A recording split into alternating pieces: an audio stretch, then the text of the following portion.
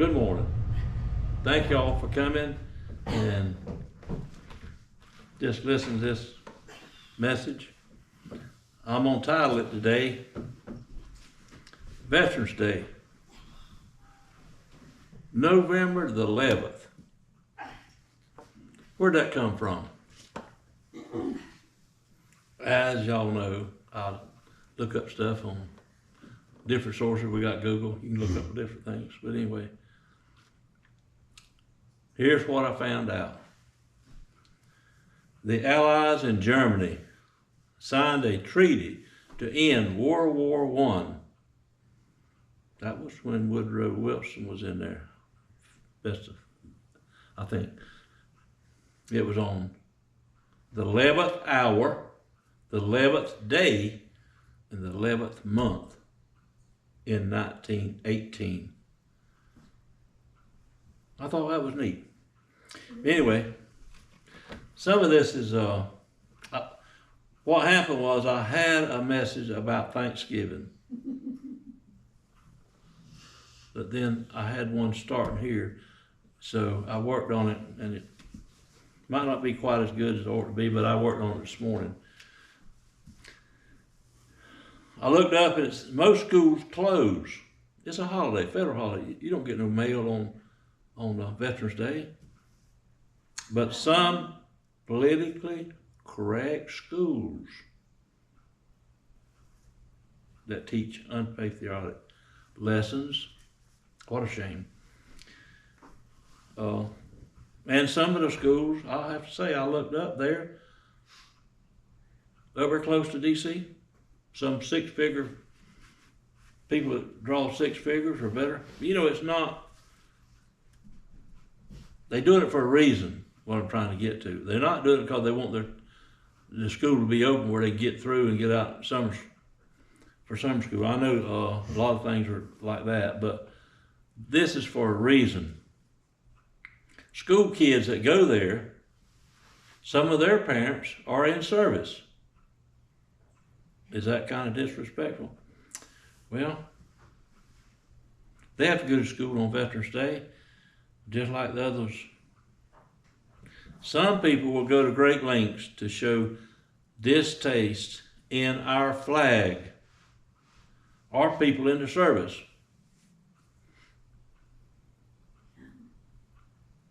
I know at one time when I come back in Vietnam, I was told to watch out, people will spit on you. Well, I had no sense back then, and if they'd spit on, there'd have been a scuffle, I'm sure. But anyway, I didn't ever get spit on, but I couldn't imagine nobody doing that. But anyway, it did happen. The next things I'm writing is kind of distasteful to me to say, but I think I must say it. And God didn't tell me to do this.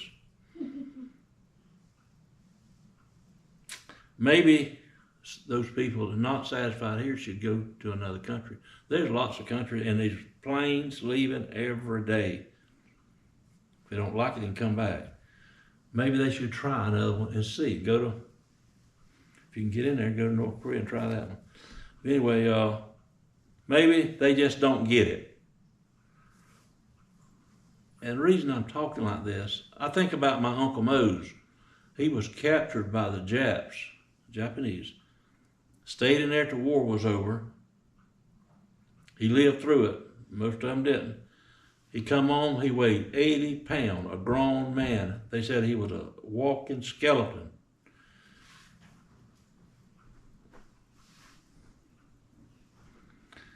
We have our freedom, don't we? It was paid for in blood. I'll throw this in there. Had a friend here in this town, Maynard, Georgia, William Corbett. Call him Zeke Corbett. He's dead. He was on one of the beach invasions. Awful, awful. He never talked about it. One day he did talk to me about that. We was down there deer hunting. And he said, I hate to tell you this, Ed. He said, but It's kind of heartbreaking. He said, we used the dead men for sandbags.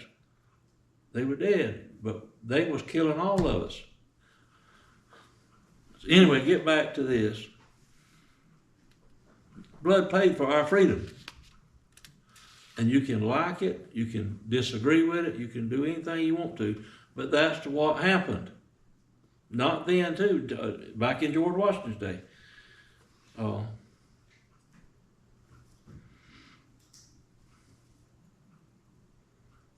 It was paid for by, I call them heroes. Our heroes in this country, our heroes paid for our freedom, that we can go down there and vote, we can do this, we can do what we want to. We have freedom in this country. If you don't believe it, go to some other country. They ain't quite so free. Mm-hmm. I give God the credit for keeping our country free, having people willing to do that. Some of those people in this country, not only do they hate our flag, they hate God, don't they? Let me tell you something. There's going to be no freedom in hell. None. I wear a hat sometimes. It says, in Vietnam, all gave some 58,479 gave all of it. They gave their life. I'm very passionate about that. I'm very passionate about our country, realizing where the freedom come from. I'm very passionate about where the freedom that God gives us come from. It come from blood, didn't it? God's freedom paid for with the blood. We chose to honor that by accepting Him, but we have the choice. In our country, United States of America, we can burn flags, protest anything our country does. We have that freedom. I like to think about having a little part. Marshall too. Marshall had a part, having a part in keeping our freedoms.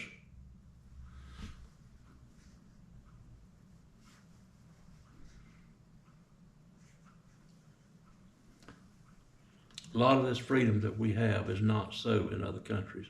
Study about other countries and look it up. I'm sure Brad knows a lot more about that stuff than I do. You can burn Bibles. You can hate churches.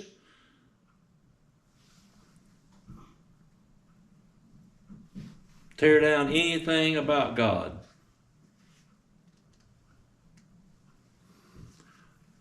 What about the Ten Commandments?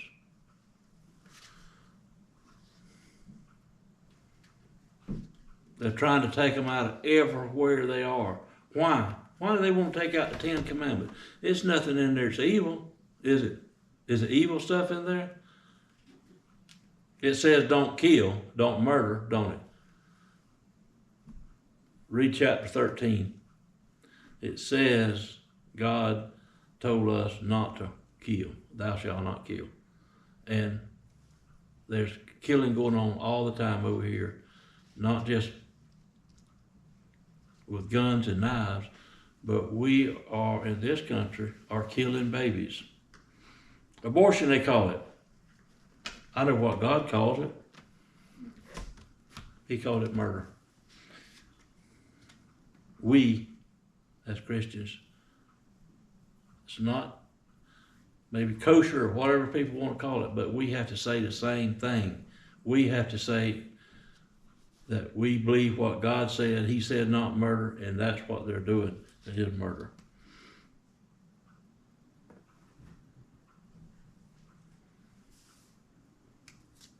The Ten Commandments is a big thing. If you'll study them and look, we have had the Ten Commandments everywhere, and now they're trying to take them down everywhere. You can hate God. You can do everything you can against God, against His value, against His morals, against the church, And it seems like there's no punishment.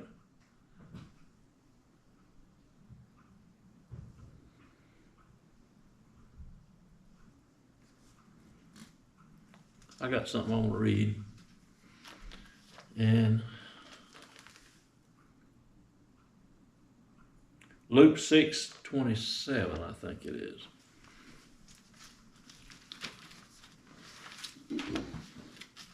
Nope, Luke 16. Let me see. Like I said, I prepared this, or it's 16, chapter 16. Seems like you can go through life and people seem like they don't believe they have it better than some that do. Do y'all notice that? Have y'all ever seen that? Yes, sure we have. It's the same story I read one time before. There's a certain rich man which was clothed in purple and fine linen and fared sumptuously every day. And there was a certain beggar named Lazarus which was laid at his gate full of sores, desired to be fed with the crumbs which fed from the rich man's table. And then the dogs came and licked his sores. But this is the part I want you to listen to. It came to pass that the beggar died and was carried by angels into Abraham's bosom, and the rich man died and was buried, and in hell he lifted up his eyes. So you see, you may buck against God, kick against him, whatever you want to do, and you may live a wonderful life on this earth. Everything's paid for, you got cars, you got everything. This king did, didn't he? But he left out the one thing. He left out God out of his life. The freedom veterans give us only apply to our life on this earth. You see what I'm saying?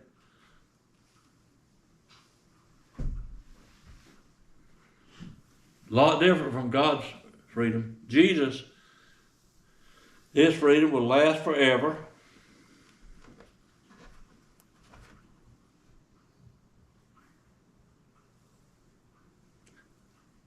No punishment for mistreating vets. I've seen and read about that. It seems like there's not much, unless the law catches them just right. No punishment for ignoring God. Don't seem like they are. I mean, really, just think about it. This story tells us right here, this man, he done the same thing. He left God out. Now I'm going to talk about something a little different. When I went into the Army, and they was teaching us how to be a combat soldier in Vietnam. They taught us to use the sword. Jesus tells us not to use the sword. I got something to read here in just a minute. But when I went at Fort Benning and on to Fort Stewart in Georgia, they told us to use the sword. They taught us how to shoot rifles and whatever, throw grenades. They showed us all that. And we were to use it if you want to stay alive. But God's even stopped Peter. Put your sword up, didn't he? Remember that? Cut the man's ear off? Well, let's read a little bit of what God said. I think it'd be very important to know. Here's what God said. It's so much different than what the Army taught me. It says, bless them which persecute you. Bless and not curse. Down in the verse, that's Romans 12. Romans 12, and I got another one here. That was 14. Let's go down to 19. Dearly beloved, avenge not yourself, but rather give place unto wrath. For it is written, vengeance is mine, I will repay, saith the Lord. That's a lot different from what they taught me, the old drill sergeants in boot camp. They didn't teach us that, for sure. They taught us the other way. Well,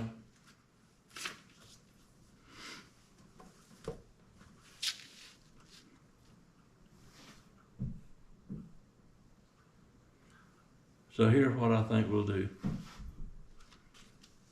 We'll honor the vets tomorrow. Let us honor the vets tomorrow. If you see one or see something, tell them thank you for your service. Thank you, Marshall, for your service. And as a veteran of Vietnam, a small honor on this earth, that's okay. But let's honor God.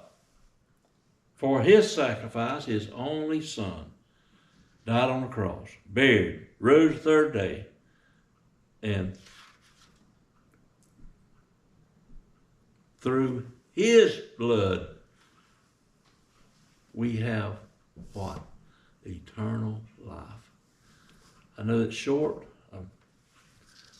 but I changed it up this morning, a little different. And but let's think about the things that, and you can study and go online and look all this stuff up, but so many people has died to keep us free in this country. I like to think about it started about there in George Washington's day. And he was a strong Christian. But he fought for his country. I'm not asking y'all to forgive me for what I did in Vietnam. I have asked God to do that. And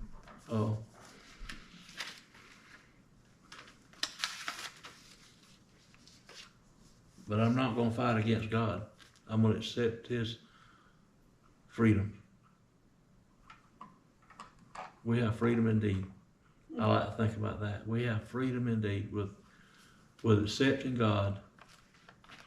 I wish people in this country would stop and listen, study what happened back then, what really happened with George Washington and other places.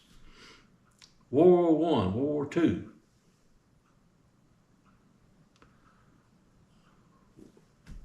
We could have been speaking another language, Japanese or German.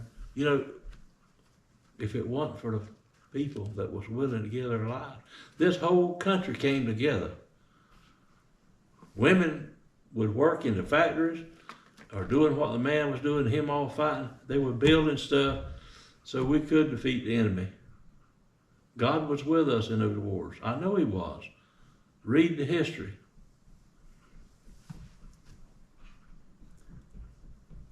When he asked us to stand up for him, but not draw the sword. He asked us to be kind to the neighbor, kind to the people that offend us. So, it's a different kind of war, isn't it? You war without weapons, except we have the Holy Bible. And we have the heart of compassion for people that do spit on us or whatever.